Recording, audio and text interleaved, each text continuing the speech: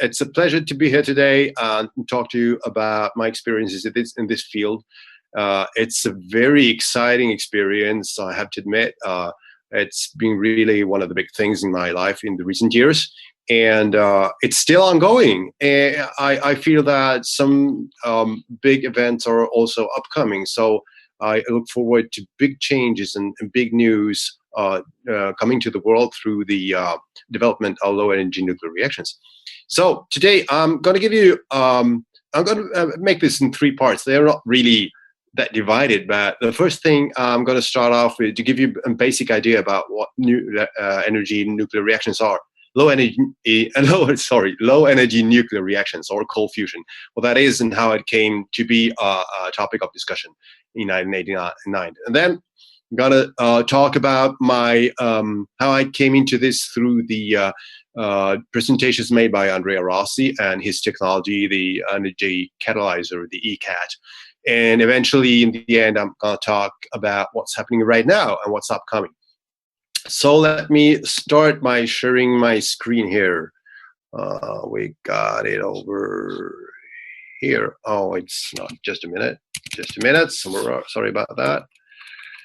So here we go.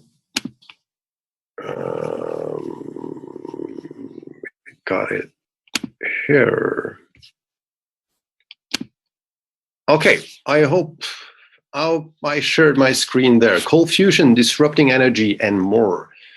Because the really fascinating thing about low energy nuclear reactions and cold fusion, as we're starting to learn to know them, is that it will obviously disrupt the energy industry, but there is so much more into it. And I will come back to that anyway, of course. Let me start off by, let's see if I can make this work as well. Right. So last year, Bill Gates, in his annual letter, wrote this thing about energy. But the most dramatic problems caused by climate change are more than 15 years away. But the long-term threat is so serious that the world needs to move much more aggressively right now to develop energy sources that are cheaper, can deliver on demand, and emit zero carbon dioxide.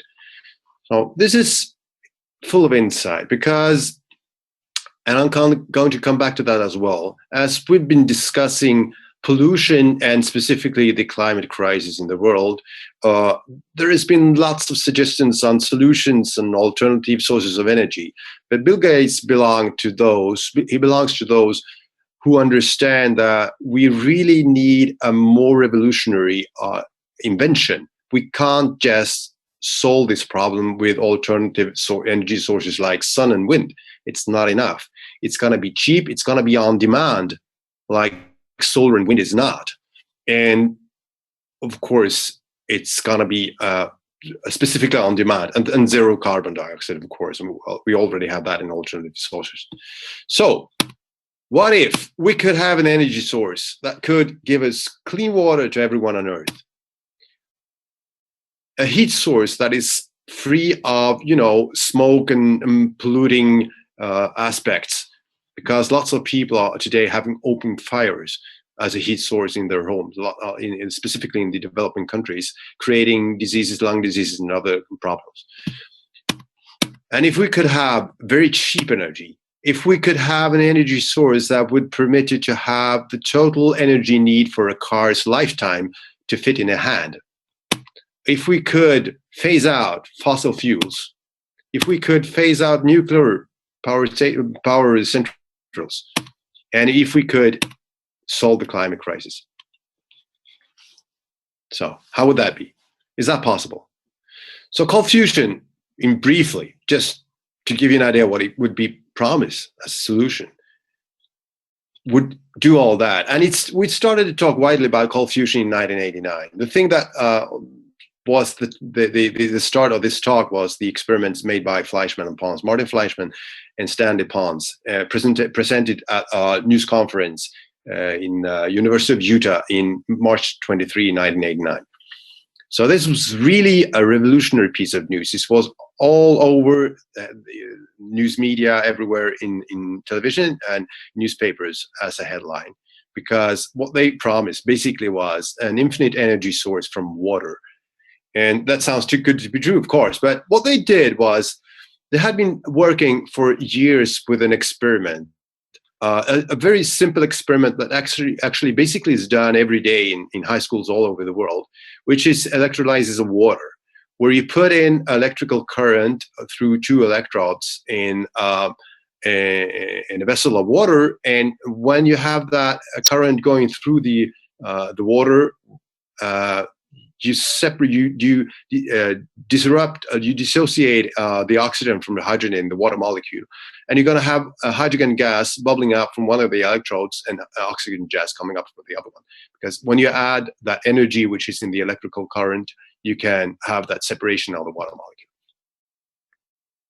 But what happened in their experiments? First of all, they didn't use ordinary water. They used heavy water, which is the kind of water where you have a heavy hydrogen atom in the molecule. So heavy hydrogen, an ordinary hydrogen is the most simple and abundant element in the universe. It's just one proton as the nucleus and one electron going around that proton. Heavy hydrogen is hydrogen where you added one neutron. So it's basically double as heavy, but it's still hydrogen because the number, the atom number of the element is decided by the number of protons. So it's still hydrogen. And with that heavy water, they made the electrolysis going on. And what they discovered is that after a few days, in that water, the temperature raised without any normal reason. And it raised quite a lot, like 10 or 20 or 30 degrees. And they started to try to understand how that could be, because there was no fuel in that experimental setup that could explain the raise of temperature. So they started to have this hypothesis of the hydrogen, the heavy hydrogen, being absorbed in one of the electrodes, which was made of palladium, the metal palladium. And palladium is an element that absorbs hydrogen very well.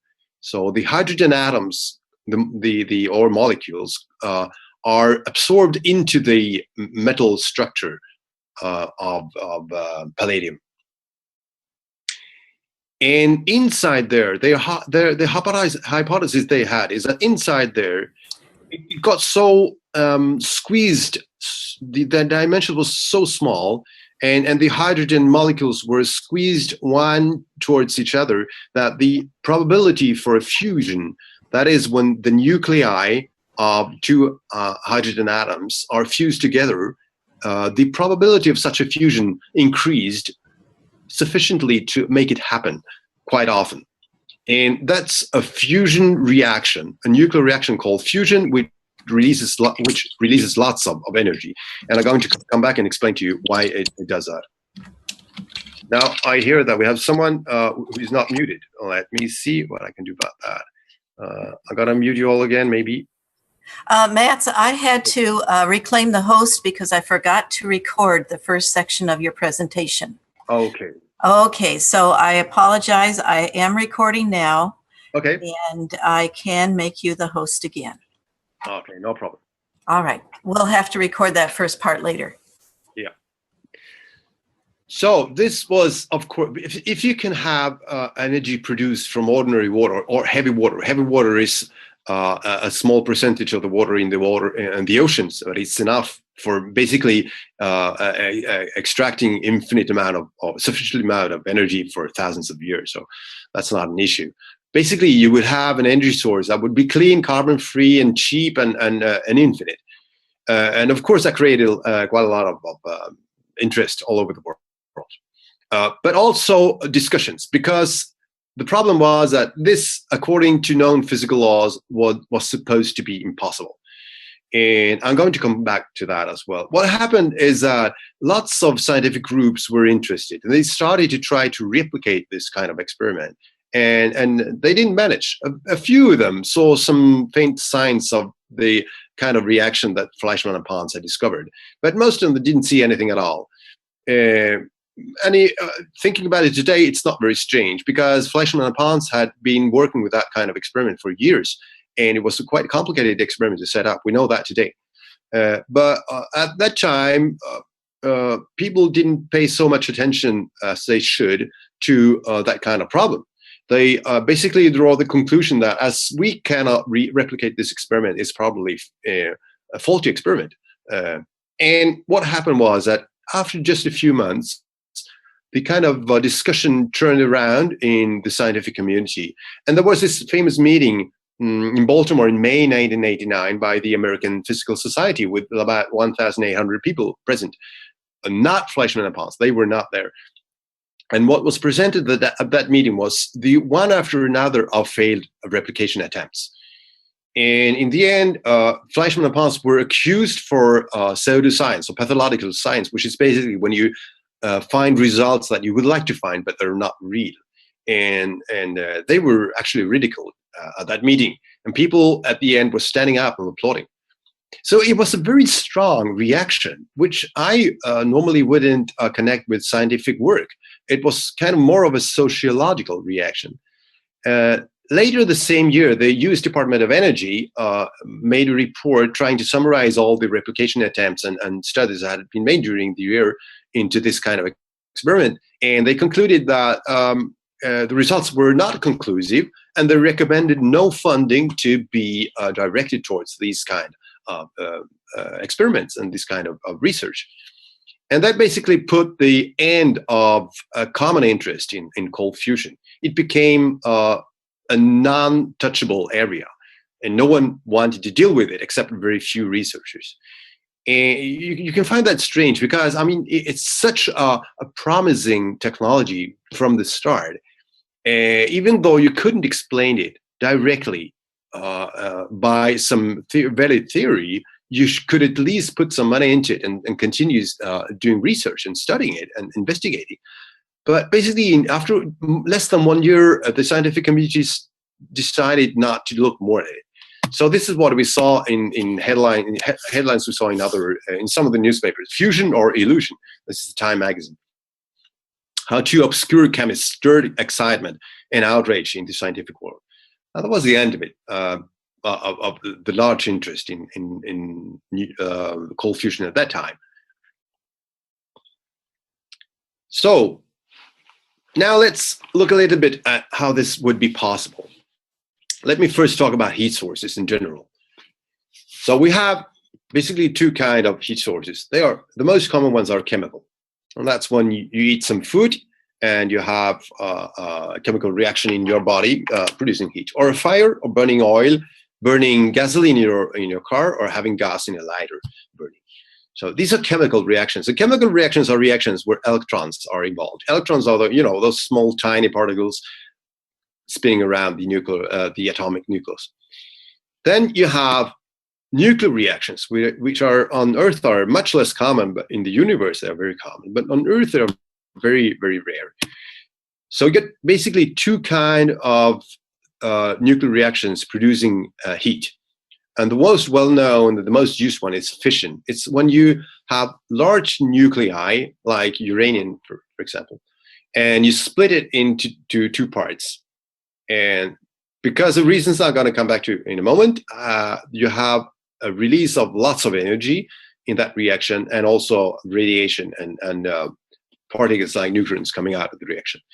And fission is the reaction that we use in nuclear power plants, and also in the nuclear bomb, the first nuclear bomb that we had in Japan, in Hiroshima and Nagasaki.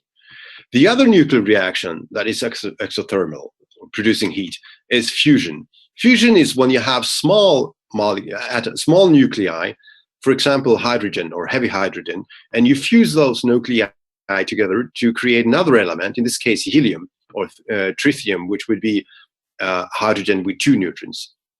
And fusion is the nuclear reaction which goes on in the stars and in the sun. It produces heat, lots of heat, actually much more heat per atom than the fission reaction. We have it in the sun and in the stars. Lots of radiations and also free neutrons. To get an idea of why these reactions are producing energy and why there is such a big difference between chemical reactions and nuclear reactions, let me give you this image. Let's imagine that the electrons spinning around the nuclei are like houseflies. A housefly weighs like 20 milligrams. You can see that housefly spinning around the nuclei. Let's say if the electron was a housefly, what would the nucleus be? Well, the proton would be like a metal sphere weighing 36 grams. That would be, I think, roughly 1 ounce, 1.5. And let's take an element like iron, for example, which has 26 protons, if I remember right, and some neutrons, total of 55 nucleons. A nucleus of iron would have the mass of 2 kilos, more or less. It's like 5 pounds. So it's very much heavy. It's much heavier than the electrons spinning around them. You can see that nucleus. And actually, the distance between the nucleus and the housefly, the electrons, would be like miles, like 5 or 10 or 20 miles. And they're spinning around there, those small houseflies around that heavy nucleus. And you also understand, since all the protons are positively charged, they repel each other. So there must be very strong forces pulling that nucleus together. And when you have reactions in that nucleus, you can also understand that those reactions are much more violent. They produce much more energy than reactions involving the electrons, which are the houseflies that are flying around at miles of distance, just jumping from one nucleus to another one. This is the reason why, if you have the same amount of energy in a chemical reaction, you would need 1,000,000 times more fuel to have the same amount of energy out of the reaction. So that's why the heat produced from one or several tons of burning oil is the same heat that you get from 1 gram of nuclear fuel. This makes nuclear reactions very attractive because you need very little fuel. And then you also, of course, you don't produce any carbon dioxide. So in the end, nuclear reactions are very interesting for solving the climate crisis. And they have kind of an infinite amount of fuel as well. The backside, of course, that we all know of nuclear reactions is that you have strong radiation and you have radioactive fuel with the fission. And the fusion reaction, you don't have radioactive fuel, but you have radioactive waste and very strong radiation producing radioactive garbage, because every material around the reactors is becoming radioactive. So cold fusion would have all the advantages of nuclear reactions, but not the difficulties. First of all, you got a temperature that is only 100 to 1,500 degrees. So let's go back to the fusion reaction that I talked about before, fusing small nuclei together. The only way that we know how to do that, since the nuclei are positively charged and they repel each other, what is called the Coulomb barrier, it's the difficulty to get those nuclei together and get them very close, because they electrostatically they repel each other.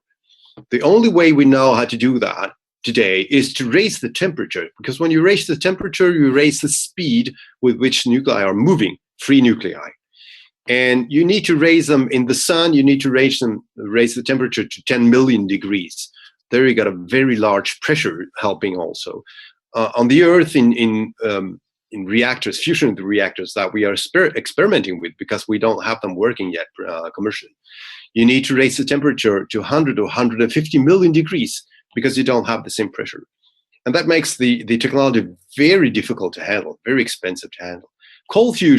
In cold fusion, like with the hypothesis that Fleischmann and Pons had with that lattice, the palladium lattice where the nuclei were coming very close to each other, you wouldn't need that high temperature. You would only need a temperature right 100 degrees up to 1,500 degrees, which makes it much easier to handle. But that is considered to be one strange thing with cold fusion. Let me come back to that. The other strange thing is that you don't have any radiation. All nuclear reactions that we know about have radiation as a sign. Neutrons or electromagnetic radiation, which is called gamma or X-ray radiation. So these two aspects of cold fusion is basically what makes most scientists believe that it's possible, because all nuclear reactions that we know have radiation, and all fusion reactions that we know need a very high temperature to occur. Otherwise, it's impossible. So these are basically the two main mysteries with cold fusion. There's a third mystery involving the time scale as well, but these are the two main mysteries. Furthermore, cold fusion would have the excellent advantage of high energy density. So only 1 gram of fuel would correspond to the heat produced by tons of chemical fuel like hydrocarbons or petrol. The fuel is not radioactive. It's common and harmless elements like nickel, palladium, lithium, and hydrogen that we have abundantly on Earth. Then you wouldn't have any radioactive waste, and you would also have a very portable technology, small, easy to handle, versatile, in different form factors that maybe could fit into a car, a vehicle, or even to a computer or a watch or mobile phone. And theoretically, once we learn to know how to handle this technology and develop it further. So all the advantages of nuclear reactions and not the difficulties, not the problem, I think. As Bill Gates said, cheap, on demand, and carbon dioxide free. Too good to be true. Too good to be true. And then that's also one thing that people react on. When it's too good to be true, they don't believe in it. They think it's, well, we can't believe in that. It's too good to be true. But it's not a miracle. There are some mysterious things about how it can happen, but we can observe that something happens. And the thing with cold fusion experiments is the main sign of it is that you have a heat which is produced, which is much larger than what is possible to explain with a chemical reaction. You know, I already told you that from the same amount of fuel with the nuclear reaction, you have 1 million times more heat than from a chemical reactions. So you immediately can see that the heat produced from such an experiment, like for example, Fleischmann and Pons, it's much larger than the heat that could be produced from chemical elements being present in that experimental setup. So that's why they had the hypothesis that this must be a nuclear reaction, an unknown nuclear reaction, not the well-known ones, fission and fusion. It must be something else, and they call it cold fusion. So you see the sign of it, but you have the problem that you don't have a theory that could finally explain exactly how it occurs. But it's not a miracle. It shouldn't be a miracle. Let's look back. The thing with the energy produced is that, first of all, it's not, energy produced from nowhere. The basic theory about energy coming out from a reaction is the formula by Einstein. This one, the energy equals mass times the speed of light squared. And what do we learn from this formula? We learned that since the speed of light is very large, a very tiny amount of mass would produce lots of energy. And how would this happen? Well, basically, this formula also tells us that there is no real difference between mass and energy. It's just two different aspects of the same thing.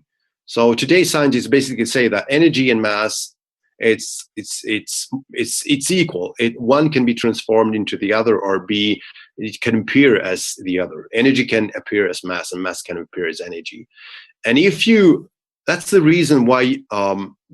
If you could transform all the mass in an object by making it go against antimateria, you would have all that mass transformed into energy, and it would be a huge amount of energy from nothing. Actually, when you make a calculation on it, you will find out that 1 gram of mass turned into energy would produce an amount of energy which would be 25 gigawatt hours, which is a huge amount of energy. It's more or less the amount of energy that's produced from a nuclear power plant in one day.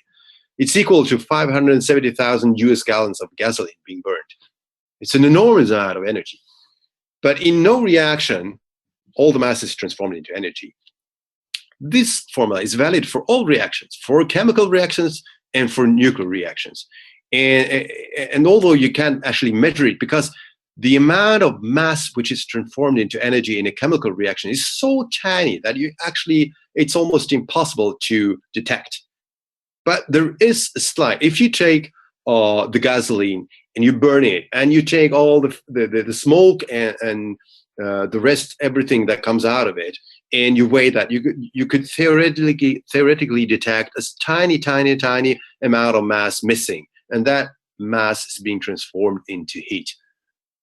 And the difference with nuclear reactions is that the amount of mass going away, being transformed into energy, is 1,000,000 times more.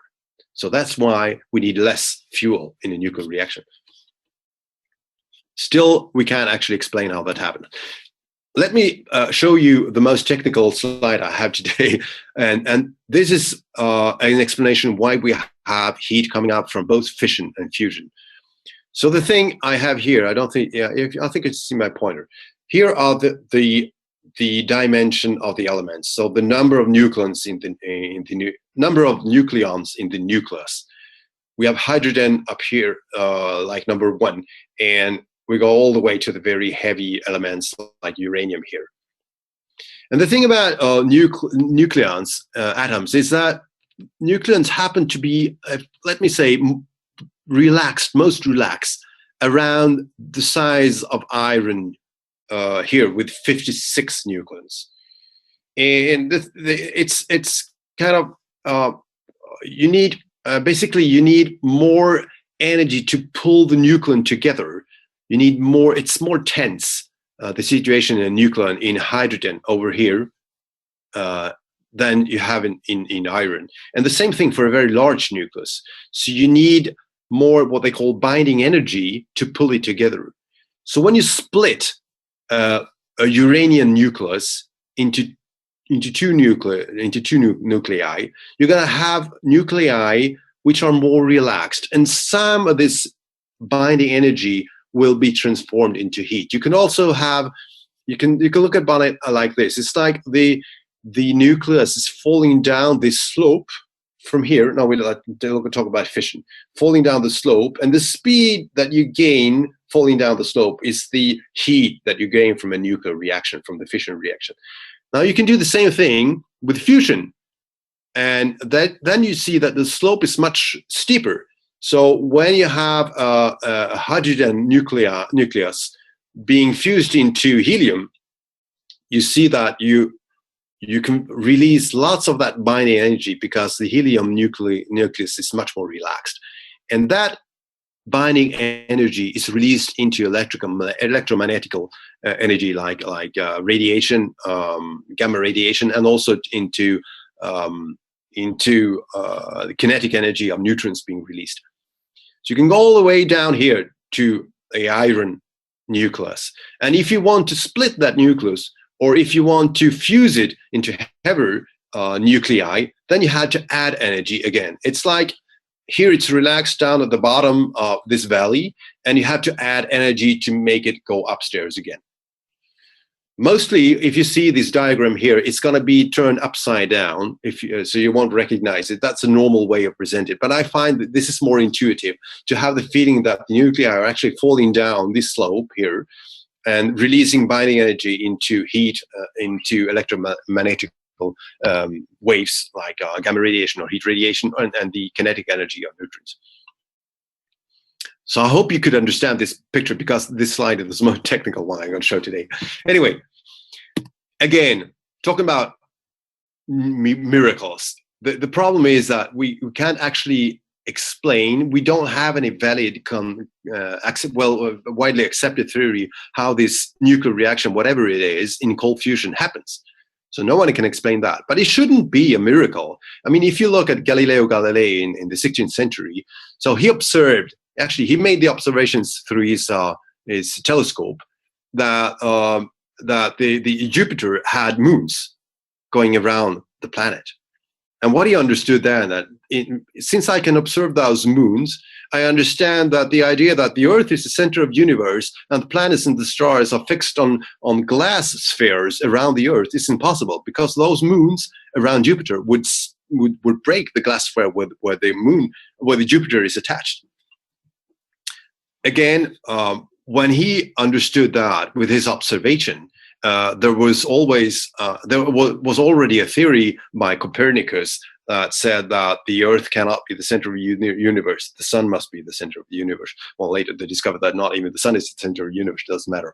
But the message is that scientific method, the scientific method is based on observations, on experiments, and you should trust the experiments once you can repeat them and see they happen all over again. Even though you don't have a theory, you should trust your observations, because that's the only way you can learn about the world. And if you have observations that go against the theories that you have to find new theories. So even though you don't have a theory for cold fusion, that shouldn't be considered as a miracle. You should look for a way to find a theory that can explain what the observations that you have. Well, you could have another parallel, which would be the Wright brothers flying with their aircraft publicly in 1908. At that time, it was considered impossible to fly with heavier than air flight, with a motorized flight, and they demonstrated that that theory was wrong. Evidently, they could fly. Although even in that case, you had theories about aerodynamics that had started being developed already in the 16th century or in the 17th century. What happened when they demonstrated that it was possible to fly was that the details of some theories were discarded and others had to be found and developed.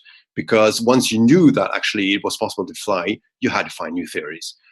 Yet, the situation in cold fusion right now, as the end of this presentation of the history of cold fusion and the basic ideas behind the phenomenon, is that we have more than 100 observed and published in peer-reviewed journals examples of the replication of the experiment by Fleischmann and Pons and other similar experiments showing that the phenomenon is real. There is actually no doubt about it today.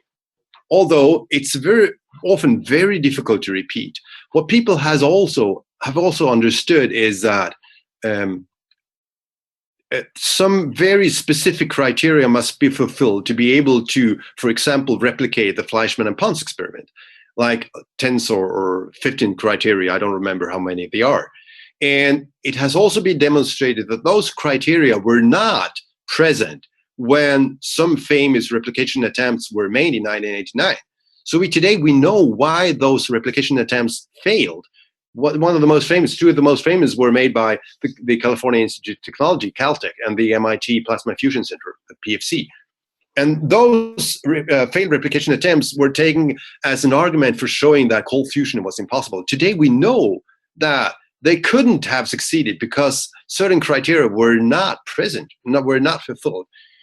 Michael McCuber, a famous cold fusion researcher, demonstrated that in 2004, and then another researcher, Dennis Cravens, in 2008. So we have those published and really well-defined and peer-reviewed examples, over 100 of them, of observations of the phenomenon. But we can't explain how it happens. There are hundreds of theories, and most of them are contradictory. And the interesting part of those theories is that actually many of them touches areas which could open up new aspects of our knowledge on matter and energy, and showing that cold fusion, beyond being an energy source that could disrupt the world, might open new aspects of our scientific knowledge on matter and energy, which makes it even more exciting. So let me go to the next part of this presentation, which is my experience with Andrea Rossi and the ECAT. So this was one of the first pictures I took with him. And to the right, you can see the first news piece that I wrote in the magazine New Technique here in Stockholm, Sweden. The title is in Sweden. He said, "Cold fusion now is supposedly ready for production, for commercial use." And the reason I wrote that piece was that I had been sent a blog post by the Italian blogger Daniela Passerini, who were present at the first public demonstration that Rossi made, a semi-public demonstration in January 2011, more or less exactly 5 years from now, 5 years back. And I thought it was interesting because I had been following cold fusion. I understood that it was disputed, and I didn't consider it to be impossible. Since I understood that our knowledge about nuclear reactions could be limited. And I knew that there was some demonstration observations being made. But apparently this experiment was interesting because the difference compared to early experiment was that Rossi supposedly had not just a few watts or tens of watts which is a very low power output from a reaction. He had 10 kilowatts, which is about the power that you can get from an electrical stove being at full power of all the heating devices that you have on the stove. 10 kilowatts, which is quite a lot of heat. And supposedly it was also repeatable. And that made it completely different from earlier cold fusion experiments. So when I wrote that piece, I thought that this should at least be it should have some attention. And I didn't think more about it until the day after, because we have those statistics on the website looking at how many readers we have. And what happened was that this news piece gained an enormous interest among only the Swedish readers. We had normally we have at the most 20,000 hits on one news piece at the website, and this piece reached 100,000 hits. So I understood that the interest is huge. I also noticed that we had a large amount of comments, and they were very polarized. Some people were extremely interested and enthusiastic. Others were furious about us publishing a news piece like that. A very strong reaction, polarized comments discussing between each other. But what I also understood was that I really had to go on and investigate what this is all about. One thing that I really liked from the start, though, was that normally in the discussions about climate change, people are concerned and they look at the solution that we have at hand, at the energy sources that we know about, nuclear or solar or wind or whatever that we know about. But very few actually think about, what if we could find something else? I mean, the thing that Bill Gates is talking about. And our readers showed a different kind of view, because our readers are mostly engineers. And the interesting aspect about their way of thinking, I find it, was that they were thinking about, well, how could we use this to solve problems with a new technology that is not yet invented? Instead of thinking, how could we reduce our energy use, which is also important to optimize our energy use, they were thinking ahead. How could we actually find a new way of producing energy? And I think that's the right way of thinking, because you never know what inventions you can make in any field. And you shouldn't stop at the thing you have present at the moment. So I sent an email in Italian. Part of this story is my wife is Italian, so I speak Italian. I sent an email in Italian to Rossi, and apparently he got confidence with me, even though he normally didn't trust journalists because of his past experience, which I will come back to. And we started a dialogue, and after some while, I published an interview with him, and I pulled in some Swedish researchers and scientists. I have a discussion about this. And I expected them to be quite negative, but I actually happened to find two of them which were very positive, although I didn't know before having them in the newsroom for a discussion. One of them was the professor Sven Kalander, who is also, or was, because he's passed away during the time when I wrote the book 2 years ago. And Sven Kalander was part of the Swedish Royal Academy of Sciences, which is the entity that brings out the Nobel Prizes. And he was also chairman of the Energy Committee in that Academy of Sciences. And the other scientist I brought in was a physicist, theoretical physicist called Hanno Essén, who was actually the chairman of the Skeptical Society in Sweden at that time. And so at least one of them I thought would be negative, but both of them were actually very open-minded and interested in this. And I later put them in contact with the Rossi, and they went down to Bologna, where he made his experiments, and were observers as one experiment. They came home and they wrote a report, and I was astonished when I saw the report, because what they actually said right out was that this has to be a nuclear reaction. And that report was the first report that really made some fuzz in the discussions around Rossi technology, because two well-known Swedish physicists claimed that this has to be a nuclear reaction. I continue. I went down to Rossi myself for 4 times, and I made my own measurements on the device. And if you look at this, I mean, it's not really rocket science. The device in itself seems very simple, and it also is, except for the core part of it, which is the invention of Andrea, which we don't actually know yet exactly how it works yet. So this is isolated. You can see the new naked reactor here. It's a copper tube, and you have the reactor inside here, and a heating device around, and there is water pumped in here and in this end. The reactor core is inside here. It's filled. It was filled at that time with hydrogen through this tube inside, and you had the nickel powder inside, which was the material that Rossi used, together with some kind of catalyst, he said at that time. Now he says the contrary, that the catalyst is actually nickel, and the main fuel is lithium, another element. Anyway, he heated on the core from inside and outside to start the reaction. And once the reaction was going, the reactor, large as a potato inside there, became so hot that the water inside here was starting to boil, and it came out here and went out as vapor or as steam. So water was continuously pumped in here. And by measuring how much water you boil, you can measure exactly how much energy is being produced. That's basically a theory. And then you have to take away the electrical energy that you put in by heating here. And through the difference, you can see how much energy is produced. So it's basically very simple. And I made those calculations 4 times at four different occasions. I published them on the news site. And every time I published something, the interest was very large. And that time I also published in English. The margins in the calculations were not very large, and there were lots of discussions about what errors could be found. Since this was considered to be impossible, most people tried to find errors and difficulties and what was wrong. And then basically the 2 parts that could be wrong was that you measured the electrical energy that you put into the reactor heating it. You could make an error there because of the waveforms of the energy being put in. And also it was discussed a lot whether the water was actually boiled, and if you had dry steam or if you have water droplets into the steam.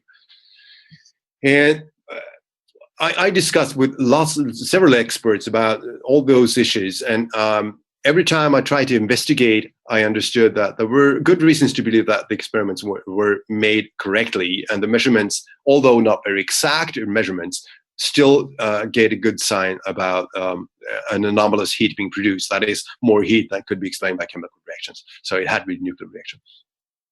But it was not conclusive. We can say that today. The experiments were not really conclusive. So at the same time, the background of Andrea Ross was discussed. He made those experiments, and he had an activity in the 70s and 80s trying to produce basically biofuel, oil from organic waste. And at the end, he also went to prison. Now, there is a misunderstanding that he was convicted for fraud, which is not right. He was charged with fraud, but it was never proven. On the contrary, they really they tried hard to say that he took the oil or organic waste that he was buying from industries and dig it down or hid it in some way, and it didn't do anything with it. On the contrary, it was proven that he actually treated all the material that he bought and he produced biofuel from it. But he had lots of enemies. And the thing is, some people have been investigating this for some time. There was a Swedish radio, actually, national radio, attacked me for 1 week with their scientific news program.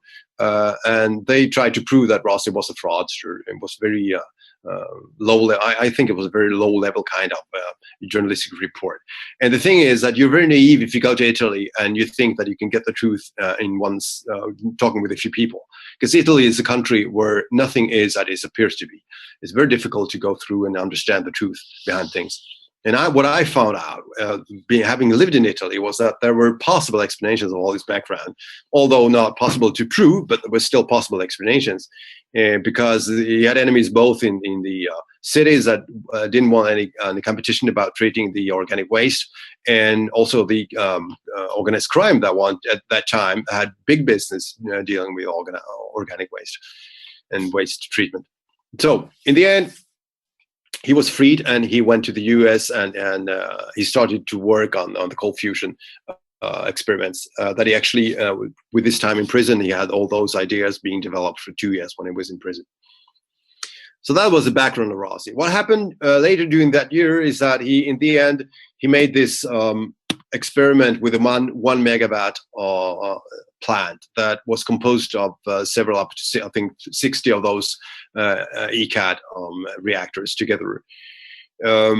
This was maybe in the beginning of the year, I expected this experiment to be the conclusive experiment. In the end, it turned out not to be a conclusive experiment because it was very, very difficult to control the measurements.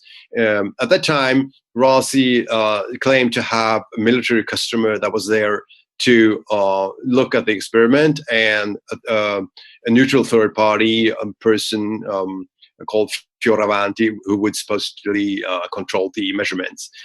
What was communicated afterwards, after that day, was that the experiment was successful and that the military customer would buy the plant. Now, if that happened or not, there is no proof of that. But let me tell you that I have reasons to believe today that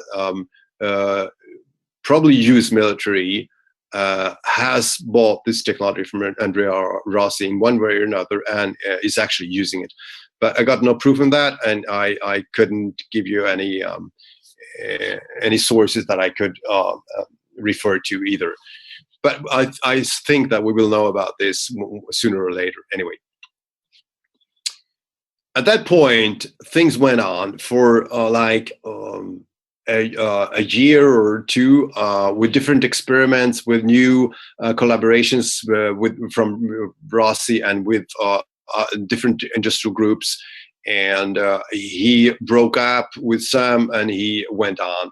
In the end, he signed a contract in 2012 with Industrial Heat, which is his present American partner company. So that we know about that today because of things that Rossi told me at that time. I can understand that this was what happened in October 2012. The company, the mother company, is called Cherokee Investment Partners, which is investment fund with I think $2 billion, working basically with treatment of old industrial zones which have polluted ground, and try to clean them up and use them for other aspects like solar plants or something. And the CEO of Cherokee Investment Partners, Tom Darden, was the one who believed in this technology and wanted to invest in it. And they set up this company called Industrial Heat, which today is the company that has the commercial rights to produce and sell the ECAT technology in South and North America, Russia, and China. And I will come back to what they're doing right now. But from that time, 2011 and onwards, there were discussions and reports and discussions and reports. What Rossi really brought to the cold fusion field was a new energy, psychological energy. At the cold fusion conference that had been going on since 1999, called ICCF, the International Conference on Condensed Matter, I think it's how it's spelled out today, had been going on for years with 100 participants. But when Rossi came into the situation and was becoming more and more well known, people's interest all over the world, not only elder researchers and also young people, were starting to have an interest in the cold fusion arena again. And that was a very important thing, I think.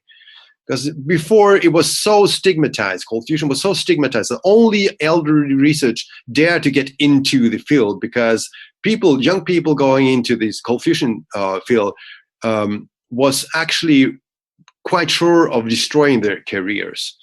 It was absolutely not allowed to be touched, considered to be untouchable. The thing with Rossi's technology was that he kind of changed this scene, this situation, and he increased the belief that there is something going on here that we should investigate, and this technology could actually become commercially viable. So, still there were very much a controversy going around, and I felt that the comments on every news piece that I produced. And the thing that amazed me was the fury of some people's reactions. And after some time, I understood that there must be two categories of people opposing even that we should look into this kind of technology. And the first group, I would say, are people that believe that people kind of afraid of change in general. I understand today that a lot of people are actually have this character, and it's not bad, because it's a kind of also a good thing that we are careful with going into new areas, because we need some stability in the society and also in the scientific community. But this afraidness, this fear of what's new, makes people try to cling to the old models, the theories, the knowledge that we have, and they're reluctant to look outside of the boundaries that we have today. And when you come with such disruptive thing as cold fusion, the threat becomes very strong, and people are reacting very intensely. So that seems to me to explain one part of the strong reactions that I've seen towards the new species that I produce, or every discussion that was around Ross's technology. And in that case, if you're criticizing, every argument is good. Mostly, it was also about Ross's background, and he's probably a fraudster, or it's too good to be true. But rarely it went into the scientific detail of the experiments or the demonstrations, or even on the fundament of cold fusion before. I mean, all the published experiments with different technologies, the old kind of cold fusion that had been made before. So you also have to make a separation, because most experiments before were made with palladium and hydrogen. What Rossi did, and he was not the first one, he introduced the use of, he used nickel. He was not introducing it because other people had been using nickel before, and he was actually using powder of nickel and hydrogen.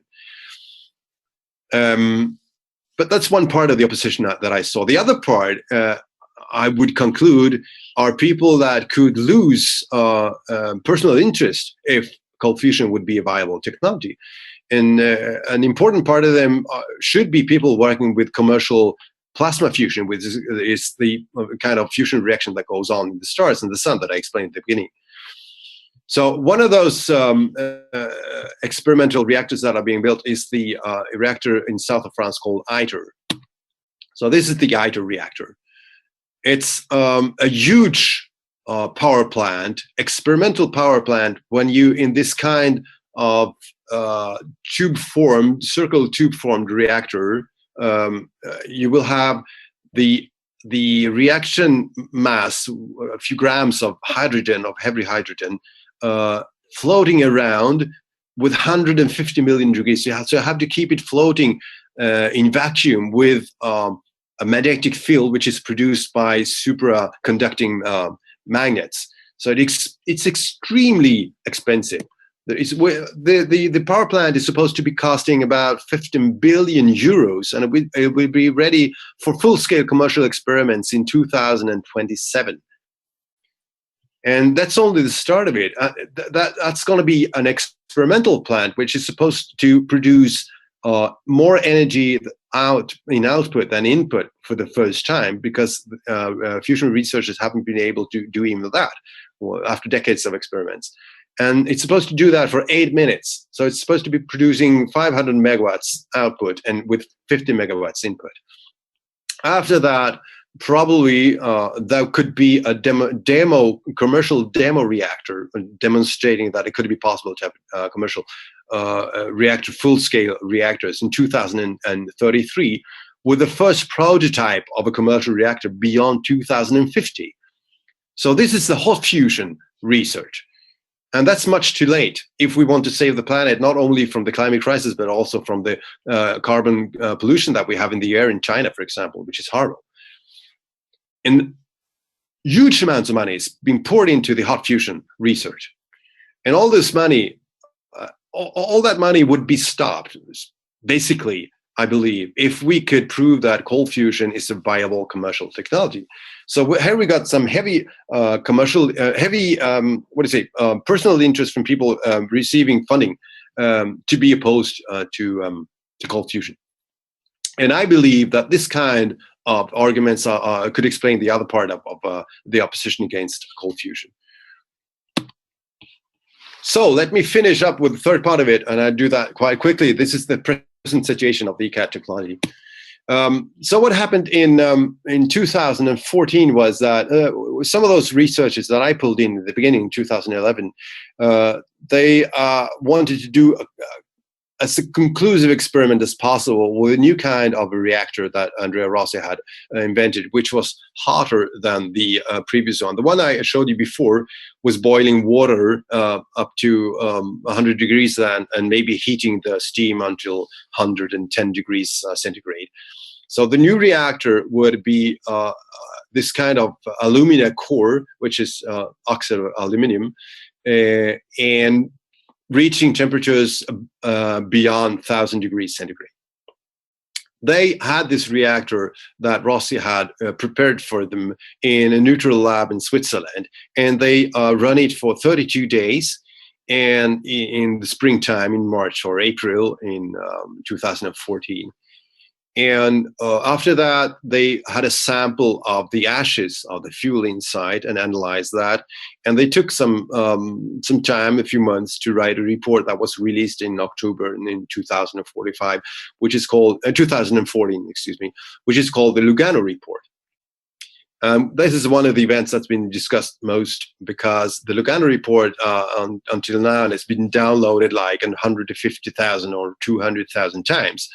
And there is a blogger here in Sweden running a blog called Sifferkoll, SIFFERKOLL.se, who published the report together with me in October. And he's keeping statistics of that, and you've seen those downloads coming from also from interesting organizations like BlackRock, which is a large investment company in the US. And what they basically said in that report was that they could prove excess heat, which is the sign of nuclear reaction. Although that was disputed later, and rightly so, it was not really conclusive, the demonstration of excess heat, because the measurement methods were maybe not exactly calibrated as they should have been. But they also demonstrated at the analysis of the ashes that there had been isotopic changes. As the isotopic changes means that the nuclei of the elements in the fuel had been changed. So one neutron or two neutrons or one proton had been added or taken away from the nucleus. And if that happens, that's a clear demonstration, a clear proof of a nuclear reaction, because it can't happen with a chemical reaction. And that was maybe the most important finding of the Lugano report. Even that finding was disputed, and some people criticized the experiment because Rossi had been present at the start of the experiment and at the end of the experiment, opening the reactor and pulling out the sample of the ashes. And some people accuse Rossi for having exchanged the samples and faked that. Although it's been demonstrated several times that the kind of isotopic change that will come out of that sample would have been extremely difficult to produce on a faked way. So this is one of the important things that happened, Lugano report. Then Tom Darden of Industrial Heat, this company that invested in process technology, appeared at the ICCF 19 last year in Padua in Italy and made a speech where he clearly gave his support to the cold fusion community, and then the collaboration between Tom Darden, Industrial Heat, and Rossi is also one important sign of this technology being commercially developed, and I'm going to come back to that. And also important was that Rossi received a US patent on his technology in August 2015. And since it has been very difficult to receive patents on anything connected with cold fusion, this patent was important. It's kind of particular, the patent, because the most explained reaction in the in the patent is how you release hydrogen. If you remember the first picture I showed you had an inlet of hydrogen where you filled the hydrogen before the experiment started. Now lately Rossi has instead he got a chemical compound called lithium aluminum hydride, which when you heat upon that compound, it releases hydrogen. So you don't have to have the hydrogen canister before and fill hydrogen inside. The hydrogen is already placed into the fluid. But the patent describes exactly the components of the fuel and something of the reactor as well. Although the reaction in itself, which is supposedly a nuclear reaction, is not described in detail. The patent is still very important. What's happening as well, which is maybe the most interesting thing right now, is an experiment going on with a new 1 megawatt reactor that Rossi has produced in collaboration with Industrial Heat. The experiment started at mid-February in 2015, and it's running in the premises of a commercial customer, supposedly running an industry where he uses the heat from the reaction. And before he had the heat produced by gas or electricity, so he knew exactly how much he paid for that 1 megawatt of heat. And now he's using the heat from this plant instead. And it's running day and night, and it's supposed to be running for 1 year, which would finish mid-February this year, within more or less a month or so. There have been continuously reporting from Rossi where he says what he is doing. And apparently the reaction goes on well. The plant is running well, although they have some difficulties with material aspects of the heat being released. And, it's the first prototype yet. And some things have to be developed and changed over time. But the reaction seems to be quite stable. And as far as I know, from people that I trust very much who have been there, the process is running extremely well, probably with a COP, which is coefficient of performance. That is the ratio between the energy input and the energy output, which lies around, before the first reactors that Rossi presented, we had a COP of about 3, 4, 5 maybe at the most. And so you put in 1 kilowatt and you get out 6 kilowatt. In this case, the CP is supposedly between 50 and 100. And maybe even beyond. We don't know that because no official results are being reported yet. But that would mean that you put in 10 kilowatts, which goes also to the control system of the plant, and you get 1 megawatt of heat in output. The reactors being inside are of the old technology, producing heat at around 100 and 115 degrees Celsius. So it's not the hot one. And the basic difference is that if you have a higher temperature, you could produce heat, which is enough for running a turbine. So you could also produce electricity. At these temperatures, you only produce heat, which is good for heating and for some industrial processes. Anyway, and the amount of fuel in that plant, if it's the same kind of technology as it was in the beginning, would only be tens of grams, and it's supposedly it has not been changed. The fuel has not been recharged since the beginning of the test 1 year ago, almost 1 year ago. So it would have tens of grams of fuel producing 1 megawatt of heat for 1 year. That's very impressive. And I can also tell you that people who've been there told me that the container is placed on blocks of wood. So you can see there's nothing coming in from underneath. And it's controlled 24 hours a day by cameras. And there is also, most importantly, an independent third-party certification institute controlling the measurements. And apparently this institute is making measurements with values that correspond very well with the values that Rossi himself and Industrial Heat are putting out from the plant. The important thing about this third-party institute is that when the results will be ready after 1 year, Rossi and Industrial Heat would be able to communicate the results. And I hope they will be doing that, because if they do that, and if they can have this third-party institute say that this is what we have measured, a major third-party institute certifying that these are the values that we have measured, 1 megawatt of heat being produced for 1 year with this amount of fuel, with this amount of electricity being input. That would be the first time, I think, we have a result that could be communicated to a broader audience than the quite limited community of people following the development in low energy nuclear reactions today. And that would be the first time, I think, when the discussion about what this could mean as a change in the energy industry and other industries outside this community. So I think this trial, and many people with me believe that this trial, this test of 1 year or 1 megawatt is very important. Now, the last thing that's going on is the ECAT-X, which is supposedly a new kind of reactor that Rossi has been experimenting with since a few months. Now, the only thing we know about this are the things that Rossi tells us. But supposedly it's a quite small reactor that doesn't produce only heat, but it also produces electricity. At one time, it seemed to me that he also talked about producing light directly from the reaction.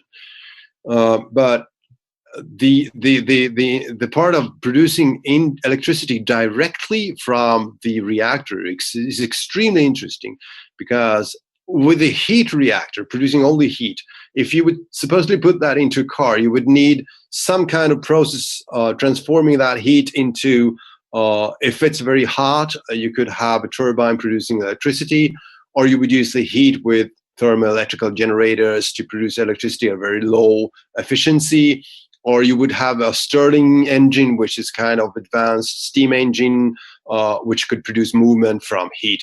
But it would be quite complicated. Then you would need to store the energy in a battery, because you don't have the quick response that you have in an internal combustion engine.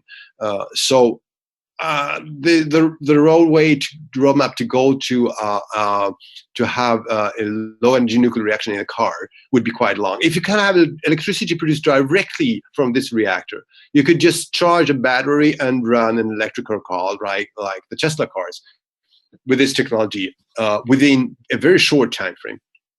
So this is extremely important. But we know very little. There is no documentation, no validated reports or anything. And I hope only that when the results hopefully are presented from the 1 megawatt test in the end of February or the middle of March, we don't know exactly when, that Rossi will be able to demonstrate this publicly as well. And I would be very interested to see some demonstrations, because it would really be mean a big difference. So what's also going on, and we must not forget that, is that we have a whole ecosystem that has been growing in the last few years, which is on the side of the ECAT technology. A very large interest has been growing into, as I told you, into the low energy nuclear reactions in the last few years. We have private and governmental research going on, mostly in US, Russia, China, India, Japan, and Italy. Very interesting projects. In Japan, for example, there is a new project where they look at low energy nuclear reactions to treat nuclear waste through transformation of the nuclei to have to turn it into other elements, and that way reduce radiation and the time that waste has to be stored. You have other companies, very interesting small commercial companies working with the low energy nuclear reactions. So the most interesting are maybe Brilliant Energy Corporation, which has also a commercial device being developed. And last thing I've heard from the founder, Robert Goes, is that they hope to put a commercial device on the market this year without promising anything. But I mean, that's a very interesting aspect. Nick Energy is a company formed around the Italian researcher Francesco Piantelli, which is a long runner in this field. He's got a huge knowledge about the physics around nuclear reaction, low energy nuclear reactions, and supposedly also some setups that could be very interesting for technology development. Then you got large corporations like Boeing, Airbus, Mitsubishi, and Toyota doing research, and ST Microelectronics doing research and also experiments and some patent applications in this area, and governmental organizations like NASA. You got the Martin Fleischmann Memorial Project, which is an open science project, a group of people in Europe and US working with an experiment that would be conclusive and demonstrate that low energy nuclear reactions are actually valid. And they would distribute that experiment to academic institutions around the world that would be able to replicate it and thus prove that this is a valid technology, a valid phenomenon. And what they're doing is that they're sharing everything that they do in real time on the internet, experiments and discussions and data and everything. It's a very interesting new way of doing science as well.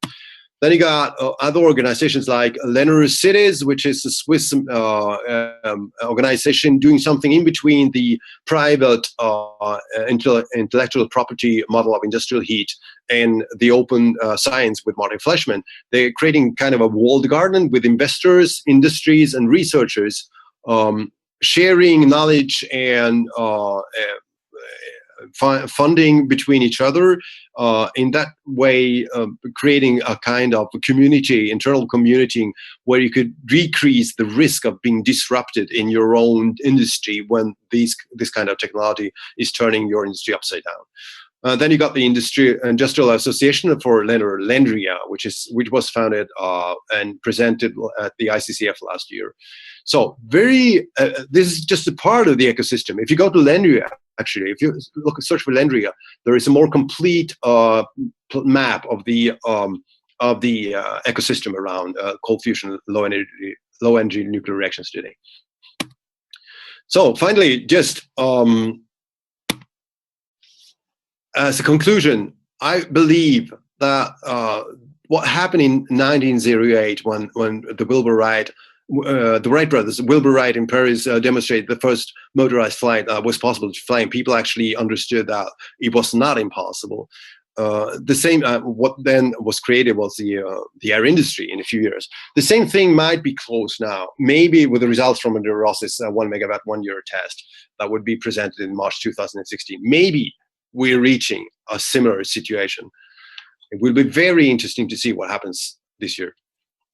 Also, I believe, as I said, that this event about the results being presented in March, maybe from the 1 megawatt test, could be a start of a more public discussion about the consequences of this kind of technology. That's why I launched a few weeks ago the New Energy World Symposium that I'm planning to hold in Stockholm, June 21st this year. And as I've been saying on the website of the conference, I will hold this conference only if the results presented are conclusive and clearly positive from the 1 megawatt test. Or I could add that if I would see anything else that would be of the same level of conclusiveness and persuasive results that people could believe in at the same time frame, more or less. I think it would be exciting, really, to start discuss the consequences for society, for industry, and for finance of this kind of disruptive technology that new energy nuclear reactions, commercially viable low energy nuclear reactions, really are. And I think it's really high. It's really high time that we start to discuss that. That's why I would like to make this conference in June in Stockholm. And with that, I will thank you all. That was the last thing at my presentation. You all know about my book. We heard that it's available at Amazon, actually in 3 languages now, English, Italian, and Swedish. And it's also available as paperback, also through Amazon. It's print on demand. And I hope, if things are going the way I think this year, that I will be able to do a 3rd edition, maybe, at the end of this year, with updates from the important events this year. So with that, I'll thank you all for the attention and for the long presentation that I did today. I will bring in Frank Auckland to have Q&A afterwards, and I hope to be able to answer if you have some questions. Let me find Frank here. Where did he go in my list? No. Here we are. I'm gonna unmute you, Frank. Okay. There you are. All right, great. Thank you, Mats. Lots and lots of good food for thought there. I've got a couple of questions, and I'm sure there'll be probably some more coming in, and if not, I've got some of my own. First question regards lithium. Since Pons and Fleischmann used some lithium in their electrolysis reaction, is it possible they actually saw a similar reaction to what Rossi has been seeing? What do you think? Well, I will give a general answer. Is that I have not going into detail to every scientific aspect of neither of Fleischmann and Pons or the Rossi one, even though I've been reading all about it.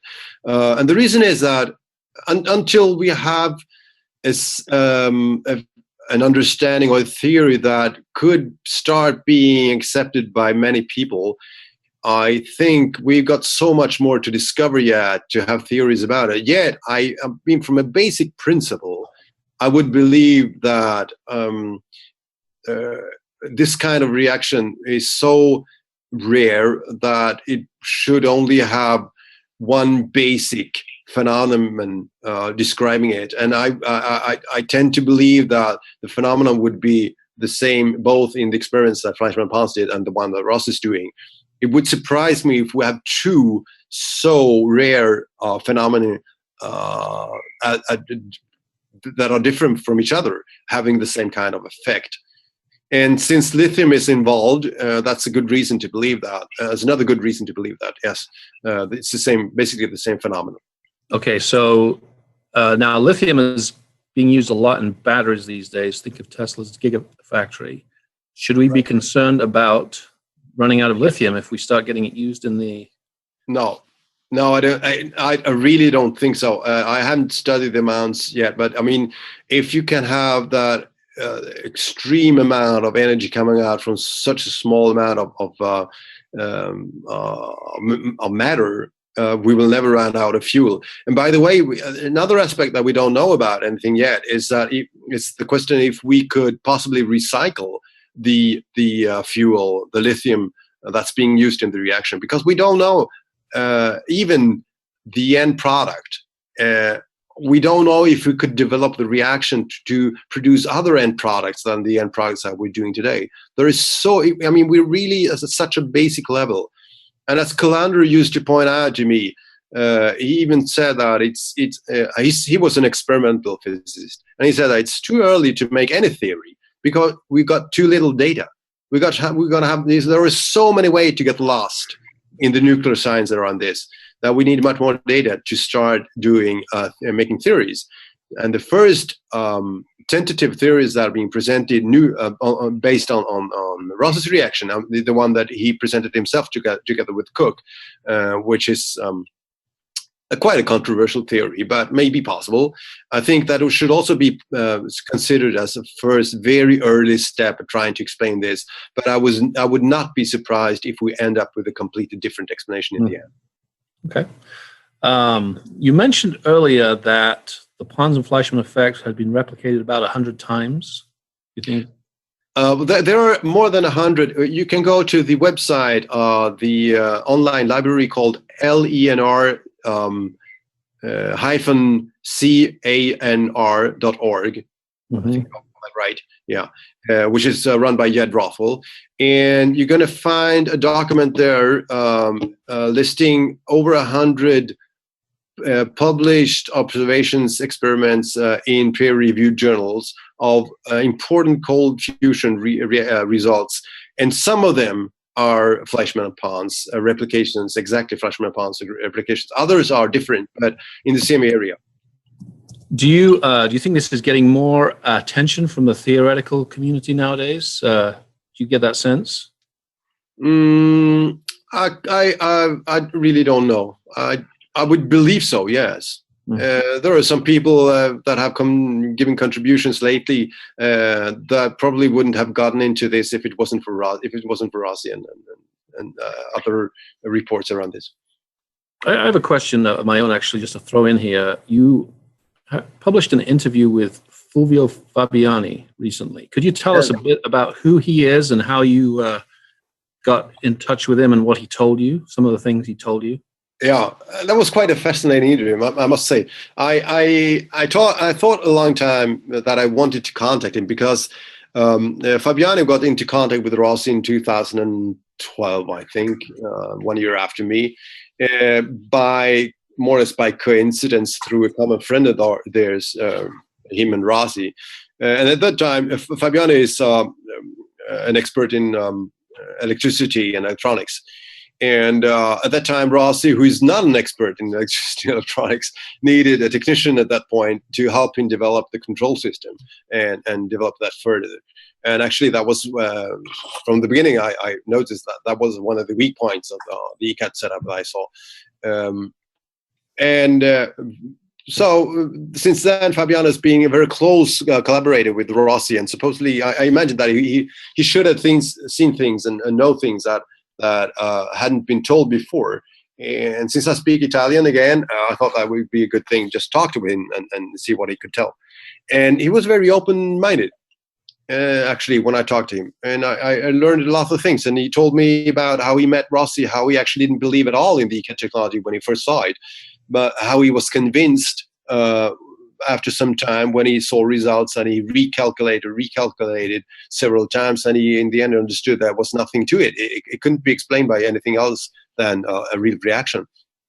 And by the way, things that he said, another thing that I didn't say now during this presentation was that some of the things, apart from the measurements I did in the beginning, that actually convinced me was when the reaction went awry, out of control. Because one thing is to make a measurement on a perfect situation that could be faked, but it's very difficult to fake something that goes out of control. And there are some of those situations that have been reported to me by people I'm talking to that really made impression on me. Anyway, what Fabiani told me was, and it's also one aspect of when I'm talking to Rossi. Lots of people have a very clear idea of his critics about who he is. Rossi is a fraudster and he's just faking this and everything. But it's easy to say before you meet a person. When you meet a person, you start to get all those other impressions about that person that you don't have when you just read about him. And you can make assessments and valuations about that person that are very difficult to make if you just read about it. And today I've got my picture of Rossi, and I trust many of the things he told me, and together with the fact that it would be very difficult to make a conspiracy theory about every person being involved in all those things. It's just so difficult to find an explanation that would be based on fake experiments to produce those results, together with the impression that the persons that you meet will give you. And the same thing with Fabiani. When you talk to this person about how he was not really interested, but he was involved, and he decided to start working closely with Rossi because he found it so interesting. And he told me about the experiments that they are doing right now. He told me about how he's working with a 1 megawatt reactor every day and collects about 1 million data samples every day that he's analyzing. And he told me about the experiments with ECAT-X. Amazed, I don't know how to explain that, but with a fascination that it's difficult to fake. It's a fascination about someone who has seen something really, and is amazed at the power of this new reaction. And you can read the interview. The interview is on the blog of An Impossible Invention, and it's also on the blog of the New Energy World Symposium. It doesn't prove anything at all, but it's interesting to read, I think. Mm-hmm. Okay, got some business questions here. First one is, do you see any connection between recent oil price disruption and possible emergence of LENR? Yeah, that's been discussed a lot. I've been talking to Torkel, who's running the Cifracall site, and he's been referring to investigations he's made and research he's made on the oil price and selling different kind of financial instruments and buying, and what the banks are doing, and then the big oil is doing, and etc. And I mean, he's providing extremely interesting proof of a connection between the oil price and the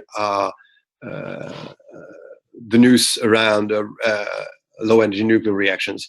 But yet, I mean, other people who are much more experts in this area than I am are skeptical, and I think that the explanation is basically what is well known about the what do you call it, fracking oil technology and shale oil and about a political game between Russia, US, and Saudi Arabia, etc. I would believe that the news around Rasi would have some influence. I think it's difficult to think anything else, specifically as the Lugano report has been downloaded so many times, and it's even been mentioned in a white paper by BlackRock, the BlackRock Fund. So yeah, I think it has some influence, and evidently, the latest news that we heard the other day that Saudi Arabia is going to put their oil company sell shares in their company. What is it called? Aramco. Aramco, you're right. It's also interesting because if the oil price goes down to $10, the Saudi Arabians will be the only ones who can produce oil and make money on that. So basically, they would get monopoly on oil production in the world at the price. Well, what factors do you think are impeding business development in LENR right now? Do you think there are? Could you repeat that question? What factors do you think are impeding business development in LENR? If it's such a great thing, why are we moving? Well, I think it's the same reason as people not talking about it. I mean, people inside this community that is already informed and interested are having discussions about if it's valid or not. And if you go outside of that community, you got people who really they don't have a clue what they should think about it. It could really be just stories, and there is not enough results present. There are not enough results presented that could make a conclusive impression on those people, making them start thinking that this is for real, this is going to happen. And until there is no such data or results, I don't think that any people could start doing business with it either, except for a few people who are really interested to be the first one doing it and have that advantage and take that risk.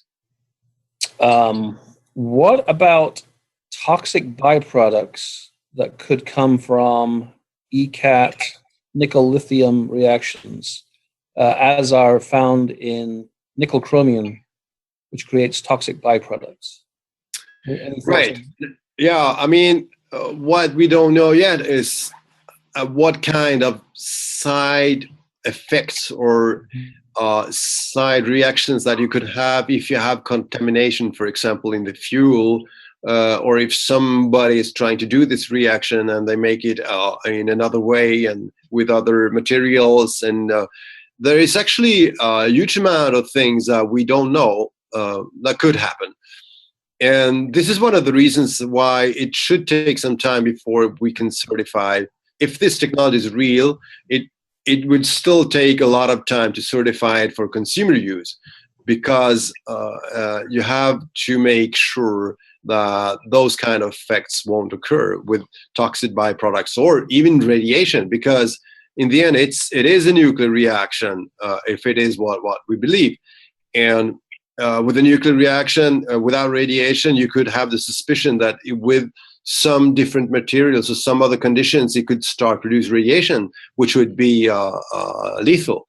So, I mean, there is some knowledge missing yet, I believe, to have consumer certification for this kind of technology.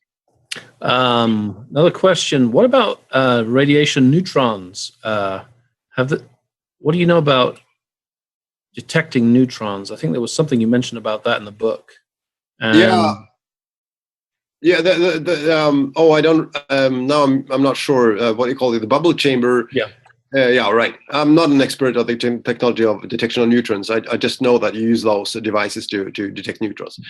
And yeah, at one occasion, Rossi told me that he saw, because his scientific advisor, Sergio Focardi, Italian professor, who also unfortunately passed away before we came this long.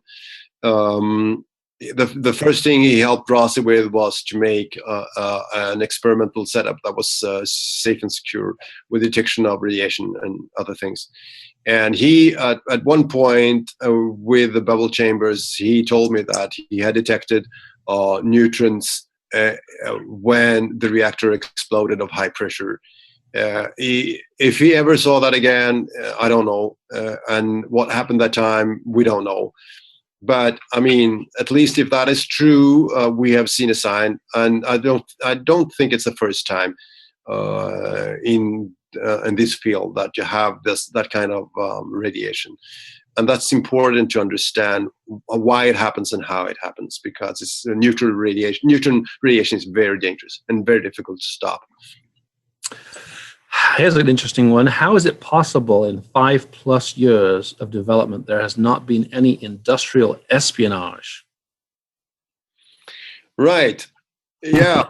I think the answer is still the same. I mean, how is it possible that if this technology is valid, that such a disruptive technology which will change the world in every aspect is being developed since 5 years publicly and no one talks about it?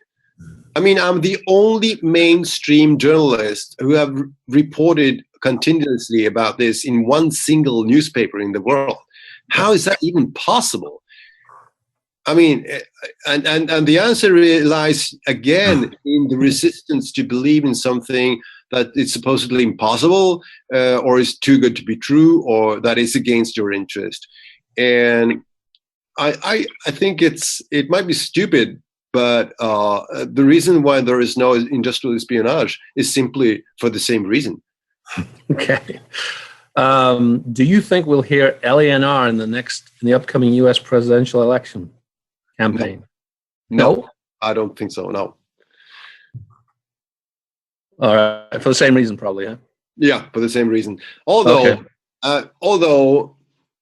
I believe that at the top level in US there is attention about this, for the simple reason that I personally met a person who is collaborating very close, a personal friend of Obama. And this person received my book, so he knows about it. And if he knows about it, I believe that Obama should know about it. So when he said you received your book, did he read it? Do you think? Or? I don't know, but at least he got it. And okay. Yeah, and I think he also in the email exchange we had at that point, he involved some other person in the administration, and so the information is there. If they looked at it, I don't know, but okay, all right. Any comments on Ross's recent comment of 20 kilowatts coming out of something the size of a cigarette packet? I mean, if the ECAT X is what he says it is, this seems very possible. I wouldn't be surprised at all. And I think that once we have a scientific understanding of the process behind this phenomenon, we can do things that we don't even imagine about downscaling and upscaling and everything. So, yeah, not impossible at all. Do you think the Chinese believe this is real more than other places? I mean, we know Tom Darden's been in China. Well, if I believe it or not, I know there are good signs of discussions at high level going on since we could also explain that Thomas Darden and Cherokee Investment Partners have connections with China since several years with the operations that they have had before Rossi. And so they had a good situation to present also this new technology to China. And the thing with China is, if they trust and have a good connection with Thomas Darden, and Thomas Darden comes and talks about this, they have tons of reasons to listen to him, because they've got an enormous problem with air pollution from coal carbon. And they got a situation with the social structure they have in the country, which makes it probably much easier to roll out this kind of technology before having certifications than you would have, for example, in the Western countries. So they could bypass certain certifications that we wouldn't bypass in the Western countries. So they are in a hurry to find an alternative to coal. And if they find this kind of technology and it's easy for them to roll it out, I mean, together that tells us that China could actually be the country where this could be developed first and rolled out first. Okay. Question here about your information about the ongoing test of the 1 megawatt plant.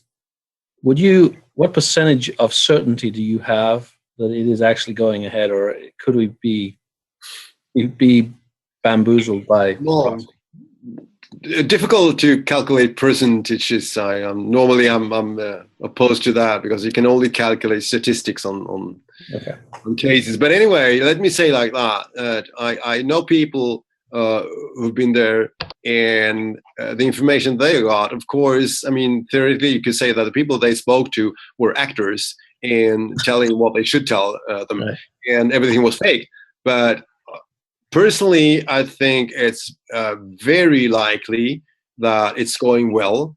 And the only thing that could happen is that the reactor breaks down before the end of this 365 days period, or that in the end, Industrial Heat and Rossi decide not to communicate the results, which would be very unfortunate, I think. But until now, I'm fairly convinced that it's going very well. Okay.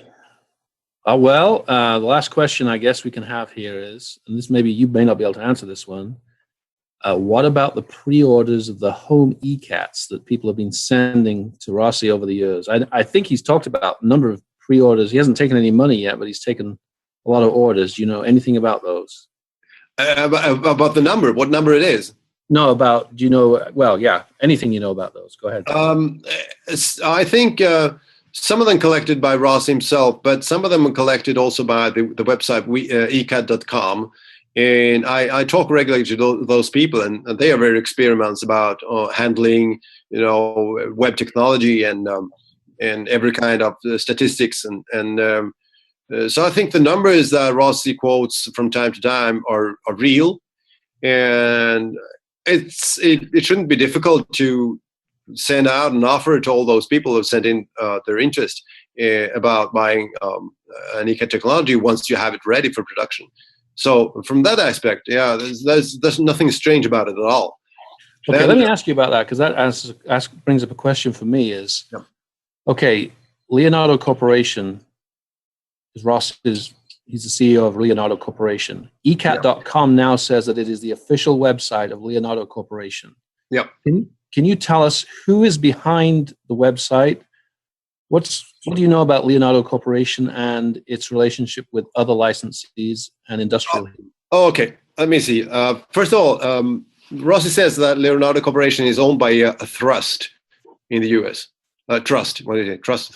Yeah, trust. I know nothing about that. I've been trying to understand, but I know nothing about that.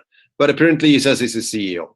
ecat.com is run by the Swedish English company Hydrofusion, which is a group. You can look up the interview I did with that company when they presented themselves at Ny Teknik. If you look for Hydrofusion, nyteknik.se, you will find the interview. Okay. There are 4 guys as the founders, and 2 of them are PhDs in particle physics. They are my age, more or less, and their first interest was to actually just to register the domain ecat.com and to try to see if they could have some deal with Rossi about selling this technology online. And then they continued discussion with him, and they are one of the licensees in Europe. They have certain territories in Europe, and I don't remember exactly which territories. they made this website, and they made an agreement with Rossi after discussions that it could become the official website of his, because they were better than him making the website, and he agreed. So that's the story behind the website. If you look at Hydrofusion, their website is very similar, but still every aspect of the website e.com is the operative part of it is run by those guys. Now, about the other licensees, I don't know much. I've been in contact with them a few times, in the licensees in Europe and other parts of the world. I know they were offered a buyback of their license when Rossi started his collaboration with Industrial Heat. And a few of them accepted the buyback and others did not. And some of them have had discussions with Rossi about what was promised and not. And some of them are not very happy, it seems to me. But what will happen exactly, I don't know. Mm-hmm. Okay. Well, I think that's going to be the last question. Last one. What is the state of relations between Industrial Heat and Rossi? Oh, yeah, that's being discussed a lot. I have not understand the reason, actually, because I haven't seen any sign or any reason. I haven't found any reason to believe that there should be any difficult discussions between Industrial Heat and Rossi until now. I mean, as long as the test is going on, it's just operational as business as usual. Okay. What will happen then could be a question mark to me. I mean, once the test is over, I suppose there is some kind of agreement coming to an end. And at that point, what will happen between Industrial Heat and Rossi? What license do they have? Does it concern only the old ECAT technology, which is used in the 1 megawatt plant, or also the ECAT X, if that is being developed? And, that would be a question mark for me. But until now, I don't think there are any reasons to believe that there are any discussions that are difficult. Okay. We have one question that got in before the cutoff period. Sure. What are the institutions that are supporting financially research in the LENR domain? Who's funding it? Who can fund it? I think. Oh, that was a difficult question. Let me say. I mean, let's look at that ecosystem. I mean, if you look at the Industrial Heat, we know that it's funded by Cherokee Investment Partners and by Woodford in Britain. Officially, and there may be other owners as well and investors as well. Then you got, you got Brilliant Energy, for example, with several investors, among them Carl Page, who's a brother of Larry Page, the founder of Google. And there is this Swiss American company called Leonard Investment, and they're also investing in, I think they're investing in Brilliant Energy. And maybe also, I don't know, what about Nick Energy, the company by Piantelli? I mean, those are the investors maybe that there has been talk about in the Western countries. Then you got the corporations I mentioned when I showed the presentation. And in Russia, I believe that the government is investing money. It's apparently, which I didn't mention in the presentation, this Russian researcher, Parkomov, who apparently managed to make a replication of the Rossi effect out of the Lugano report, which has been discussed a lot. He does seem to have funding. And I don't know where that comes from. I don't know if that's known, but I get the impression that the Russian government understands that this is very important because, of course, of the effect on the oil price and the oil economy that Russia has. Since Russian academics are very good historically at LENR, there is a good reason for Russian government to fund this research and try to be at the very edge of this scientific development and commercial technology development in order to be able to not be disrupted and have some kind of foot inside this technology if oil price goes down dramatically further. Okay. Well, that's the end of the questions. Thank you very much, Mats.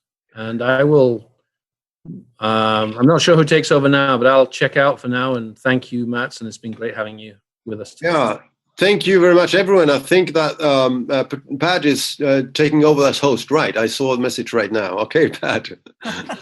Yes, thank you so much, Mats, for this. And we're going to go now to Mike Phelan, and he is going to be give us our summary. Thanks, Pat. Hi, I'm Mike Phelan. And thank you very much, Mats. That was an excellent talk. Once again, Matt's book is available on Amazon.com, The Impossible Invention. It's an excellent way to come up to speed on this amazing story. For those of you who have been to our website, energy2.0.org, you'll know that our organization is educational in its mission. In the past, members of Energy 2.0 have given talks on LENR, and those presentations are available on our website. Also on our website, in the video tab, you'll find our previous webinar, Replicating the Rossi Effect. And Matt's presentation will be uploaded in the next couple of weeks.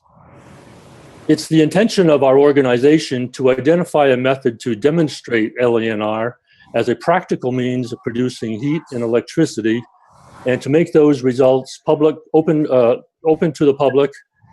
And we would also like to, in the future, supply research laboratories around the world with demonstration units of the Rossi reactor, if possible. This concludes our webinar today, and if you'd like to sign our mailing list on our website, we will notify you of our next seminar, which we should be having fairly shortly. Again, so thank you for watching, and that is the end of our webinar.